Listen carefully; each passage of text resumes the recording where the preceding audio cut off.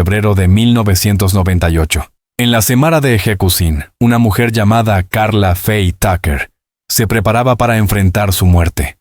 14 años antes, había usado un pico para matar a 2 personas en un frenés asesino. Su historia no es solo una acusación de un crimen. Es un impactante viaje de transformación de un alma perdida destruida por las drogas y la violencia a una creyente devota que encuentra la salvación tras las rejas. Su última comida sorprendentemente simple con un peltano y una ensalada fue tan extra como su propia confesión. Fue genuino el arrepentimiento de Karla. Y permite la justicia la misericordia. Sus últimas palabras, justo antes de que se administrara la inyección letal, nos obligaran a cuestionar la frágil línea entre un pecador y un santo, entre el castigo y la compasión. Este es el inquietante y controvertido legado de Karla Faye Tucker. El siguiente contenido contiene elementos de violencia y se basa en un crimen real. Se recomienda discreción. Este horrible caso se origina en una fatídica noche el 13 de junio de 1983, en un apartamento en Houston, Texas.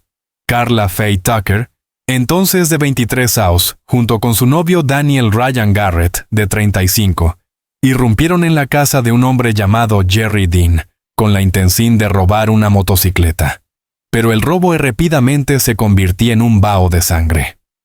Jerry Dean y otra mujer, Deborah Ruth Thornton, fueron brutalmente asesinados con un martillo y un pico. La brutalidad del crimen conmociona a todo el estado de Texas y graba el nombre de Karla Faye Tucker en la historia de la jurisprudencia estadounidense.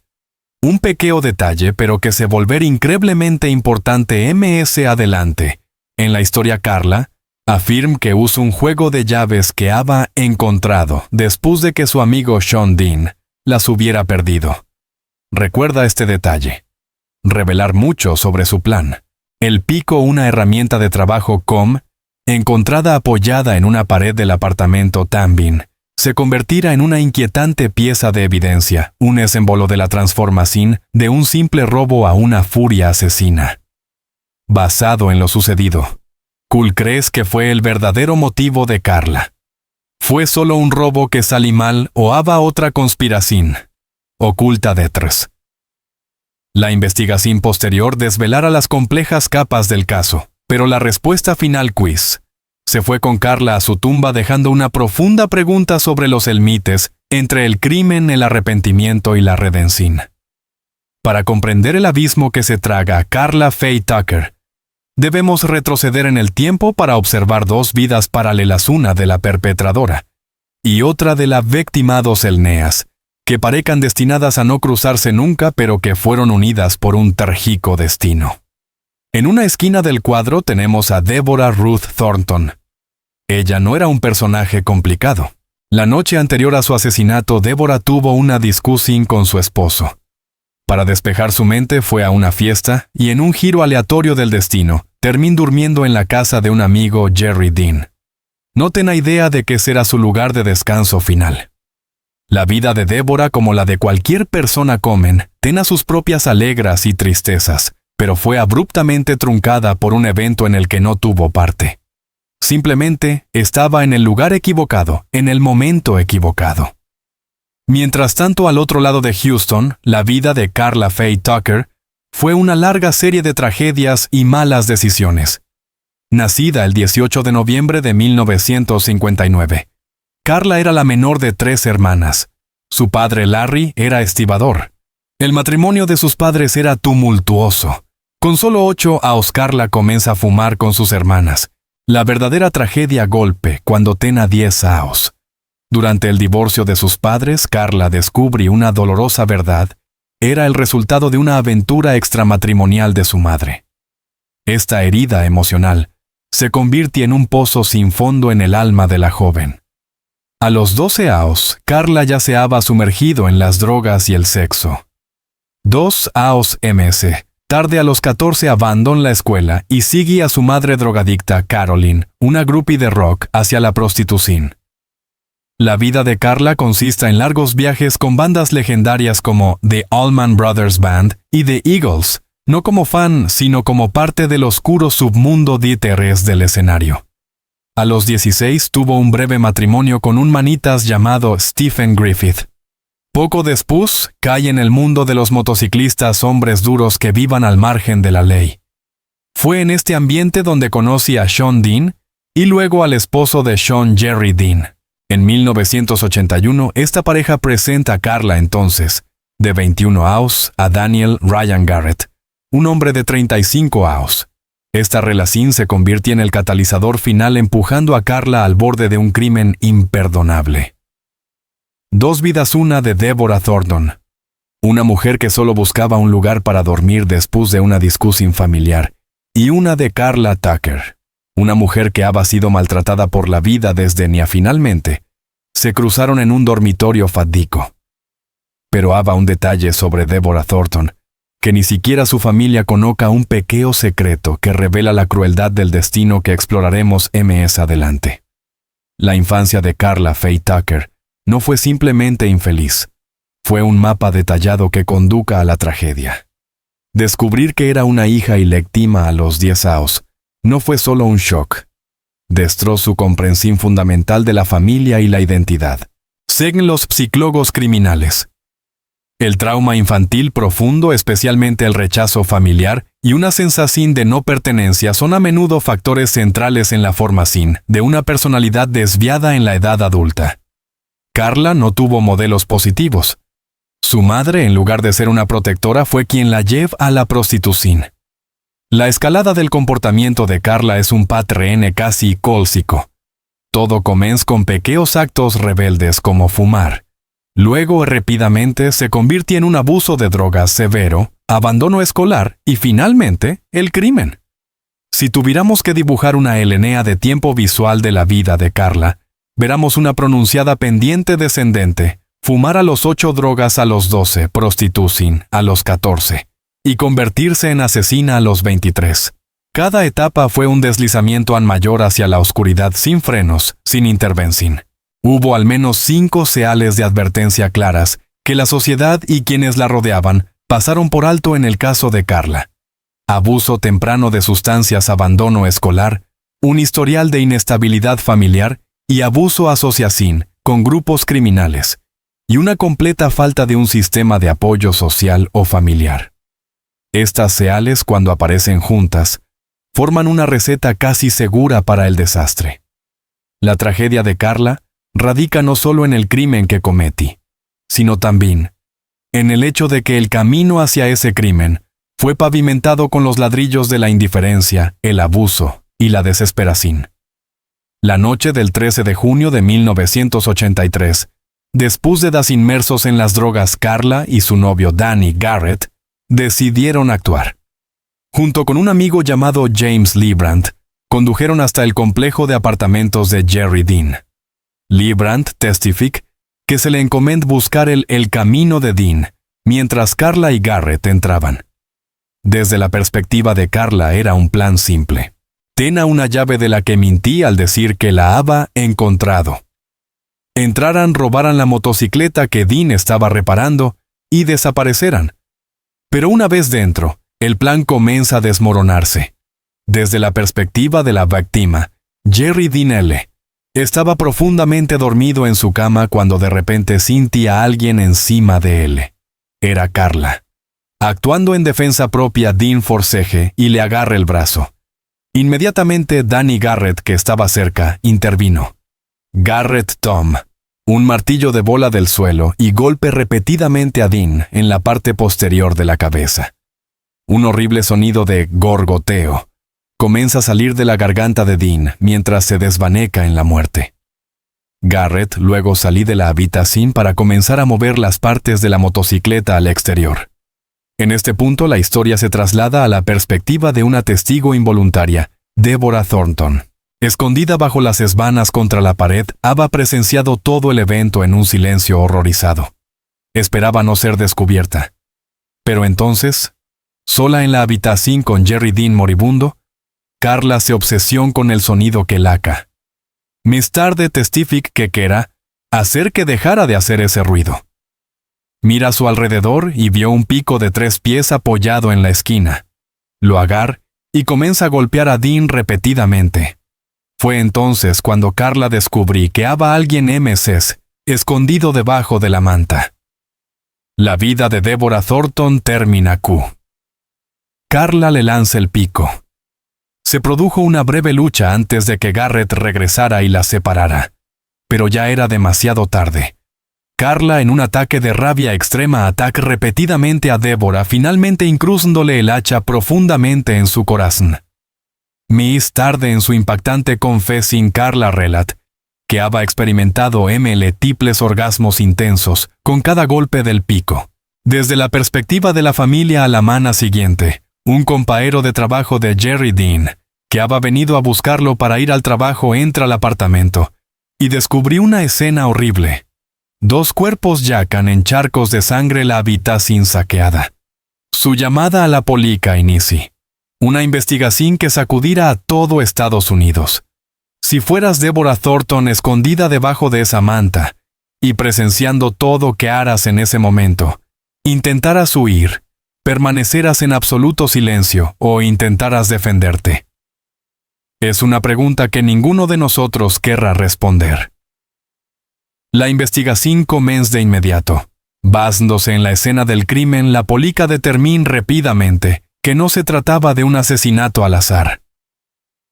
El robo de la motocicleta fue una pista crucial. Demostraba que el perpetrador conocía a Jerry Dean y lo que era valioso en su apartamento. Los investigadores comenzaron a trazar un mapa de las relaciones de Dean, especialmente en el mundo de los motociclistas, una comunidad bastante cerrada. La tecnología forense de la época no estaba tan avanzada como hoy. No había pruebas de ADN rápidas o sistemas extensos de CCTV. Tuvieron que depender de métodos tradicionales recolección de huellas dactilares, análisis de manchas de sangre y lo importante interrogatorio de testigos. Cada pieza de evidencia fue meticulosamente recolectada y analizada. El martillo de bola y el pico fueron identificados como las armas homicidas. La posición de los cuerpos y la brutalidad de las heridas indicaban una rabia extrema mucho más de lo necesario para un robo. El nombre de James Librand, el hombre que acompaña a Carla y Garrett a la escena pero no entere pronto, aparece en la lista de interrogatorios. Su testimonio, aunque quiz incompleto, sí al directamente a Carla y Garrett. Pero los investigadores no tenían idea de que la propia perpetradora estaba a punto de entregarles la evidencia condenatoria. En las semanas posteriores al crimen, Carla Faye Tucker Quiz, por culpa o por una hervida necesidad de presumir, no pudo mantener la boca cerrada. Comienza a jactarse de sus logros ante amigos y familiares. Los rumores se extendieron rápidamente en el submundo. En solo 5 semanas esas jactancias llegaron a oídos de la policía. La investigación tuvo un gran avance. Carla y Garrett fueron arrestados en julio de 1983. Después de su arresto, Carla y Garrett no huyeron ni intentaron ocultar sus crímenes. El periodo de 5 semanas entre los asesinatos y su captura no fue una dramática persecución internacional. En cambio, fue un tiempo en que la red de la ley cesó lentamente sobre ellos. La policía de Houston trabaja sistemáticamente siguiendo pistas de los conocidos de Jerry Dean. Entrevistaron a Sean Dean, la exesposa de Jerry y amiga de Carla. Hablaron con gente de la comunidad motociclista. Poco a poco, la imagen de esa horrible noche se hizo clara. Carla y Garrett, mientras tanto, continuaron sus vidas inmersos en las drogas quiz, creyendo que nunca serán atrapados. Cometieron un error fatal que muchos criminales cometen: hablaron demasiado. Hubo al menos 3 veces en que Carla estuvo a punto de ser descubierta. La primera fue cuando se jacta ante un amigo justo después del crimen. Esta persona se sorprendí, pero no lo denuncia a la policía por miedo. La segunda fue cuando un pariente escuchó la historia y estuvo a punto de llamar a las autoridades. La tercera y última vez fue cuando una de las personas que escuche su historia decidí que ya no pueda permanecer en silencio y proporcionó la información a un investigador. El muro de silencio se había derrumbado. Cuando la policía actuó, ni Carla ni Garrett se resistieron. Su fuga de la ley, si es que se le puede llamar, terminó en una autopista, sino justo en la comunidad donde vivan. En septiembre de 1983, Karla Faye Tucker y Daniel Garrett fueron acusados de asesinato y juzgados por separado. El juicio de Karla se convierte en una sensación mediática.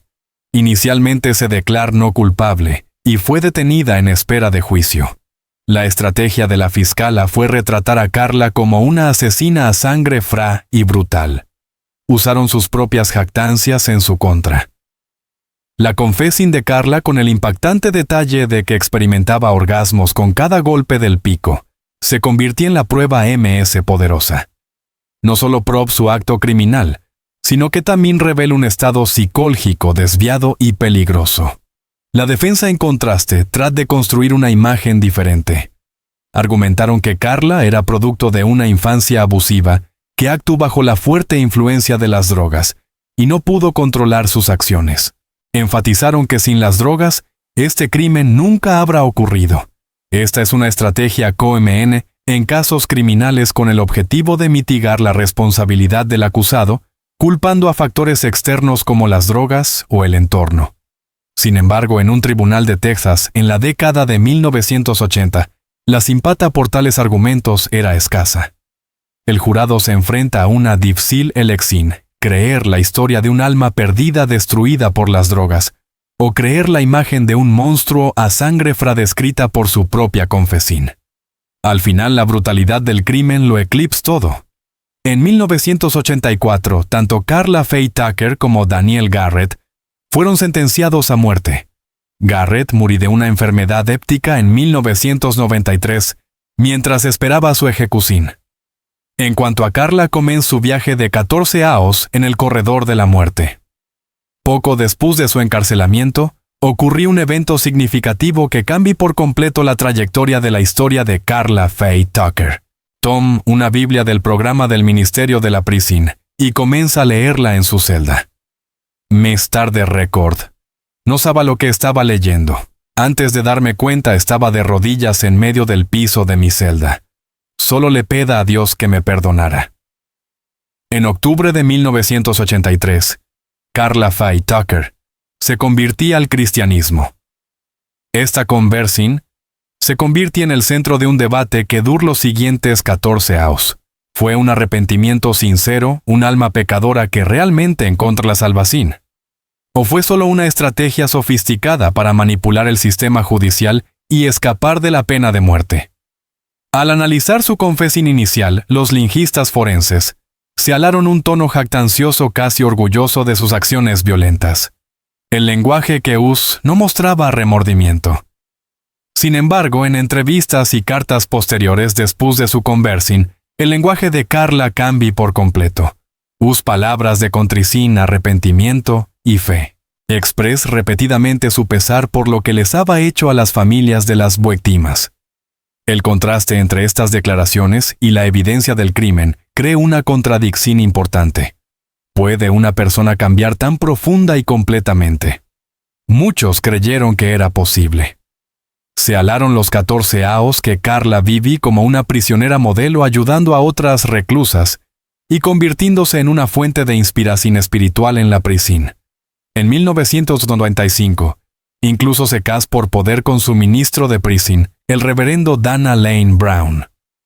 Sin embargo, los escépticos, incluida la fiscala y muchos miembros del público, encontraron este cambio demasiado conveniente. Argumentaron que su crimen era demasiado atroz para ser perdonado solo con palabras y fe. Una simple encuesta pública mostrará una profunda división. ¿Cree usted que el arrepentimiento de Karla Faye Tucker fue sincero? La respuesta a esta pregunta determinará si uno la vea como una santa o una pecadora. El 2 de febrero de 1998, 24 horas antes de que se llevara a cabo la ejecución, la atmósfera en la unidad Mountain View se volvió tensa. Karla Faye Tucker pasó el último día con una sorprendente calma. Pasó tiempo hablando por teléfono con sus seres queridos, escribiendo sus últimas cartas y reuniéndose con el reverendo Dana Lane Brown, el esposo a quien nunca había podido tocar fuera de las rejas de la prisión. Los guardias notaron que su estado de ánimo era muy sereno. Había aceptado su destino. No había pánico ni explicas desesperadas. Parezca haber encontrado una paz interior, ya fuera real o fingida, que pocos podan entender. Se sirví su letima comida. A diferencia de las lujosas peticiones de muchos otros condenados, a muerte la petición de Carla fue increíblemente sencilla: un paltano, un melocotn y una ensalada de jardín con aderezo ranch. Esta simplicidad parezca reflejar la nueva persona en la que afirmaba haberse convertido alguien que había renunciado a los deseos mundanos.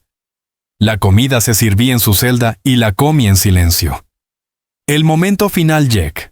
Carla fue llevada a la quemara de ejecución en la unidad de Huntsville.